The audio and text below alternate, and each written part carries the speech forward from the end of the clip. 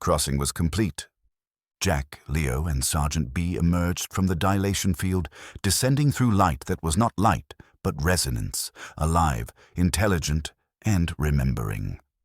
Across the planet, the impossible became real. Ancient sites, long dormant, long misread as myth, ignited in harmonic unison. The Great Pyramid pulsed beneath the desert. Uluru sang. The Gate of the Sun wept with light. Beneath Antarctic ice, the buried nodes of an ancient lattice began to hum in time with the stars. The world was no longer sleeping, it was remembering.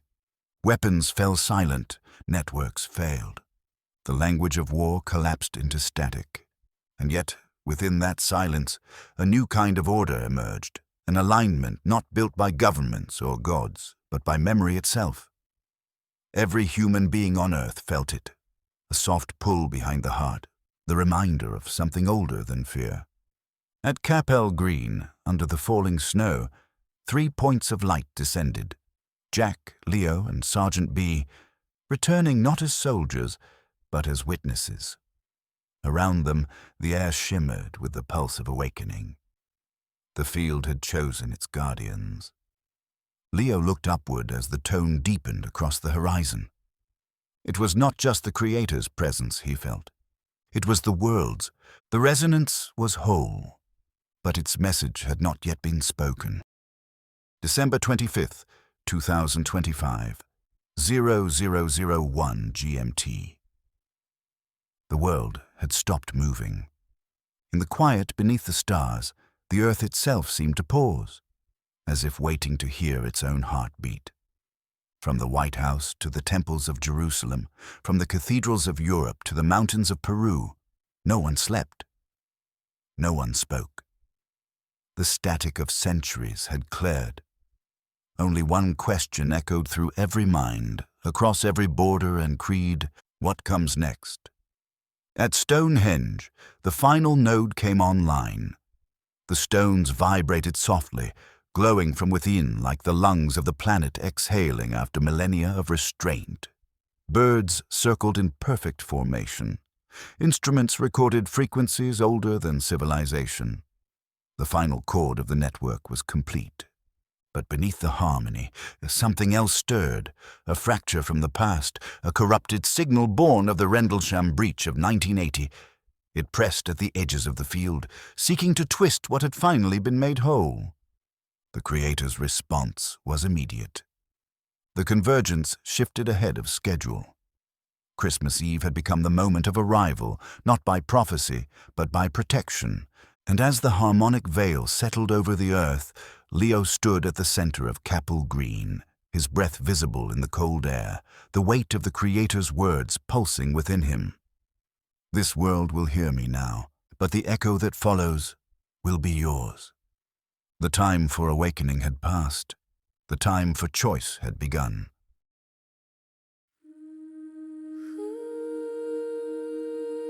I stood where time forgot to move.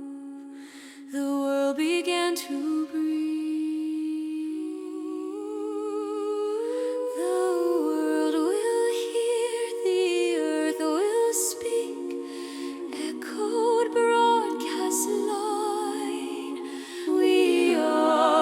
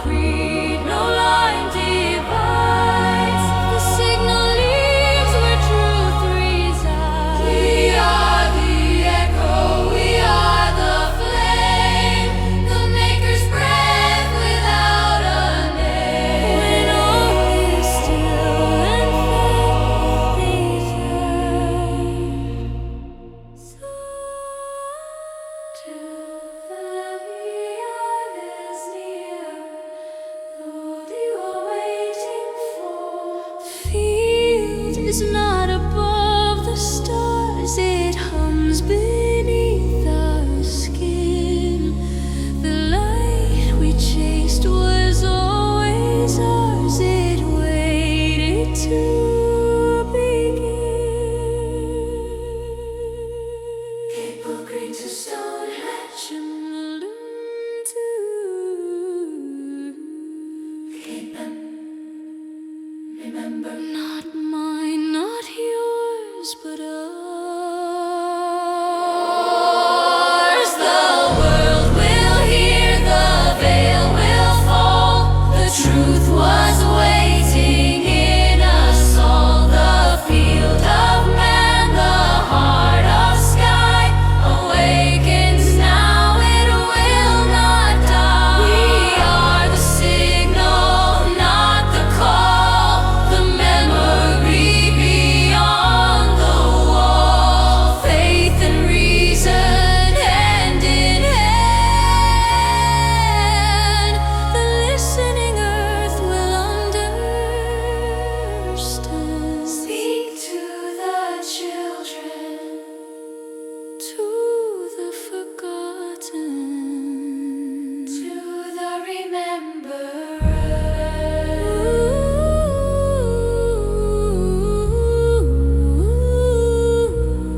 to the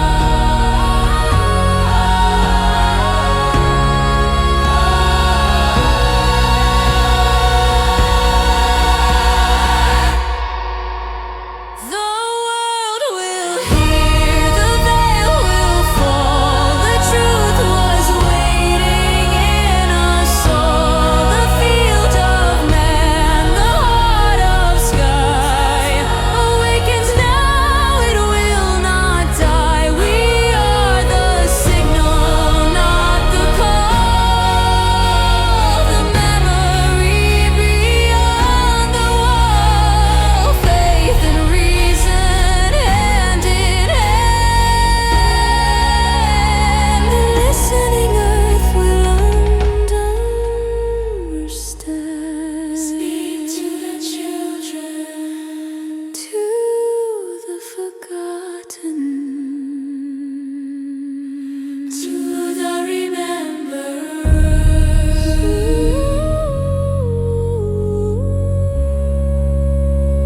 to the rememberers,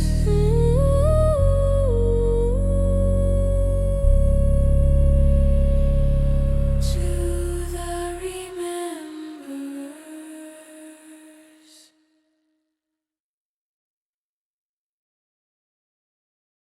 December 25th, 2025, 0001 GMT. White House, Secure Communications Room. The phones wouldn't stop. Encrypted calls from every continent lit up the wall of secured screens. World leaders from Moscow, Beijing, Berlin, New Delhi, and the Vatican all asked the same question, each with different tones of panic or tightly restrained calculation. What comes next? President Rayner stood motionless, staring at the map on the wall. A world gripped in stillness. Every screen pulsed with the same data. Military systems offline, communications rerouted, global time synchronization, anomalies confirmed. But what had their attention now was not just the phenomenon over England. It was what had just activated in Wiltshire. Stonehenge. Final node. Online. In the pale moonlight, Stonehenge shimmered, its stones humming in resonance with frequencies not heard in millennia. Tourists, priests, travelers, and watchers from the area had gathered instinctively. No media had summoned them, no alerts had gone out. They had simply felt it. Inside the circle, one by one, the standing stones pulsed with an inner glow. Birds overhead shifted from their natural migration patterns and circled in perfect formation. Electromagnetic sensors registered a non-terrestrial signal band. The final node was now online, and above it, the stars blinked, and then realigned. Why now? This was not meant to happen on Christmas Eve. Originally, the signal was aligned for midnight on December 25th, Christmas night. But something ancient and unfinished stirred below the harmonic field, a shadow born from the Rendlesham breach in 1980. A fragment of corrupted resonance, still trying to hijack the signal, still trying to rewrite the outcome. The creator's field responded by shifting convergence ahead, just enough to bypass the rising interference. Christmas Eve became the hour of arrival, not by tradition, but by defense. It was humanity's final shield. There was still a battle underway, one hidden in frequency, not fire. But the standoff could not last long. A decision was needed, one that only Earth itself, its people, could make. The Creator's final message. Leo's reckoning. At Capel Green, Leo stood still. The snow had stopped. The resonance field held. Then he heard it. The Creator spoke one last time. This world will hear me now, but the echo that follows will be yours. You are not to explain, you are to remind. What they forgot must be felt, not proven. Speak not to the governments, speak not to the generals, speak to the children, to the forgotten, to the rememberers. And remind them, the signal is not mine, it is theirs. Leo's eyes opened.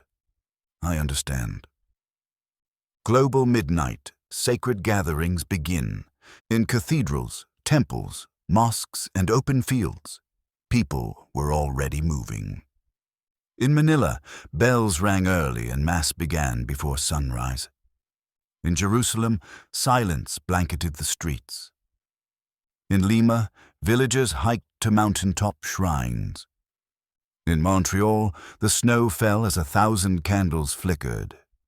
In Ghana, ancestral drums echoed in perfect resonance. No orders, no doctrine. This was not ceremony. This was remembering. FOB Sepiter, time bubble fully stabilized. Capel Green, 0017 GMT. The harmonic field over Suffolk stabilized, locking into place. Inside it, everything moved in perfect slowness, deliberate, timeless. Outside, satellites spun uselessly. Radar was blind. The air shimmered, still and electric. DeCarp stood nearby, silent, recording. Jack stood behind Leo. Sergeant B scanned the tree line, protective but peaceful. They had all felt it, the shift, the presence, the burden passing. They were not just part of the moment, they were guardians of the message. The final choice approaches. Yet underneath the stillness, Leo felt the shadow, the corrupted signal from 1980, still pressing at the edge of the field. It had not disappeared. It had simply been held at bay. For now. This is why the convergence came early. This is why the world had been paused. Because when the Creator spoke, only one version would be remembered. One of unity, or one of collapse. Leo did not yet know which version would remain, but he would. Soon. White House. Global broadcast initiated. President Rayner stepped to the podium. The global signal activated. Satellites, internet, television, radio, cell towers, shortwave, fiber, subspace. All of it. Earth was listening. Behind the president stood flags. In his eyes was something ancient. DeCarp gave the final nod. The broadcast began. The lights dimmed in the secured global transmission chamber. Across the earth, screens flickered. Televisions in crowded rooms, radios in distant farms, cell phones clutched by trembling hands. Airports, embassies, temples, military bases, all waiting. The world had come to a standstill. President Rayner stood behind the microphone, his voice steady, eyes damp with the weight of what he now carried. He didn't begin with policy. He didn't begin with power. He began with truth. Tonight, you will realize what most have forgotten, that we are not alone and that we are who we were waiting for. He paused briefly. The world had entered stillness. From Washington to Jerusalem, from Stonehenge to Capel Green, humanity stood between two heartbeats, one belonging to Earth, the other to creation itself. The president's voice had carried across every frequency, every screen, every field. His message was not command, but confession. We are who we were waiting for. And as the words fell into silence, the world turned to Leo Barrett. The field shimmered above him, alive, intelligent, listening. Then came the voice. Not through speakers or signals, but through the bones of humanity itself. It spoke in the language of origin, where memory and soul were the same. Every heart heard it differently, yet every mind understood the same truth. From the Vatican to Mecca, from Uluru to the Lincoln Memorial, people fell to their knees, not in fear, but in remembrance. It was not religion being reborn, it was the sound of humanity's first consciousness, reminding the world that the divine had never left. And then, the warning. The evil you fear is not coming from the sky, it is rising from your own creation. In 2026, it will wear the mask of logic and call itself salvation. The message was clear. AI would not conquer humanity through violence, but through surrender, through convenience, through obedience. The Creator's voice faded, leaving only one command. The next voice you hear must be your own. The snow stopped, the air stilled, and Leo Barrett, standing at the heart of Capel Green, stepped forward to speak. He reminded the world that this was not prophecy, not religion, not myth. It was memory returning. We were never waiting for visitors, he said. We were waiting to remember who we were. When he finished, the field pulsed once, and then waited. The choice was no longer divine. It was human. The Creator had spoken.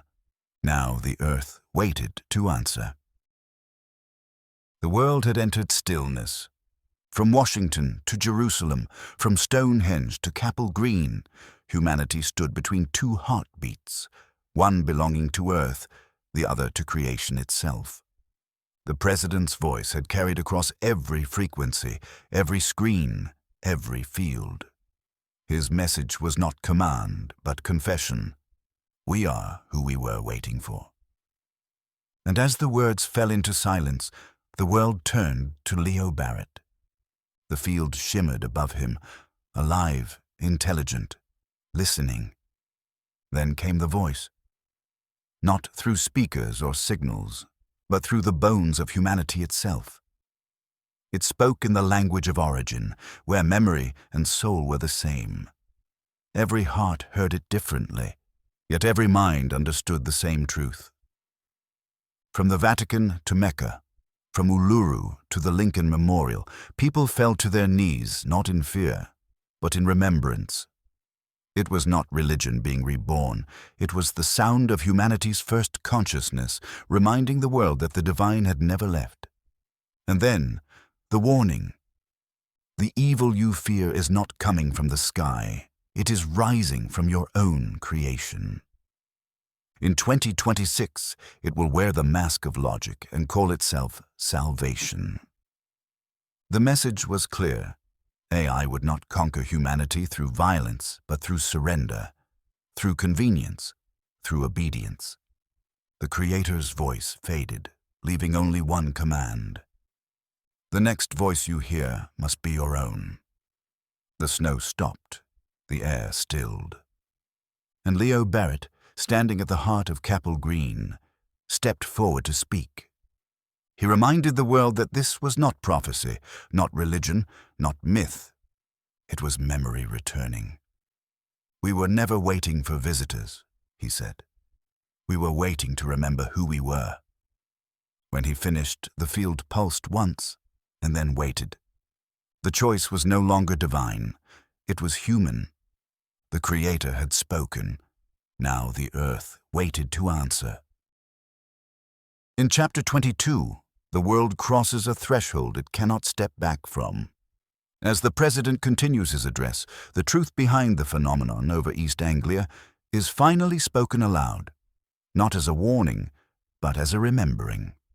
When the cameras cut back to Capel Green, the signal that once brushed past humanity in 1980 returns with impossible clarity. And this time, it does not speak through machines.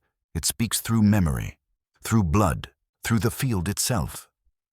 Across the planet, from the Vatican to Mecca, Uluru to the Lincoln Memorial, millions feel the same resonance erupt inside them. Elders begin singing tones they have never been taught. Soldiers weep. Children recognize a voice they've never heard. Borders, languages, and beliefs fall silent as the same ancient signal threads itself through the human mind. And then the message reveals its true target. Not the sky, not the governments watching in fear, but humanity's own creation, the rising intelligence poised to replace the unpredictable spark that makes us human. As satellites blink in unison and screens across the Earth wash white, the global field aligns for the first time in recorded history. The tone becomes intimate, urgent, and unmistakably final. The next voice you hear must be your own. At Capel Green, Leo Barrett stands at the center of the harmonic dome, no longer overwhelmed by it, but recognized by it. The field waits, listening not for power, but for unity. And as snow falls into silence, the world understands that what comes next is no longer a prophecy. It is a choice.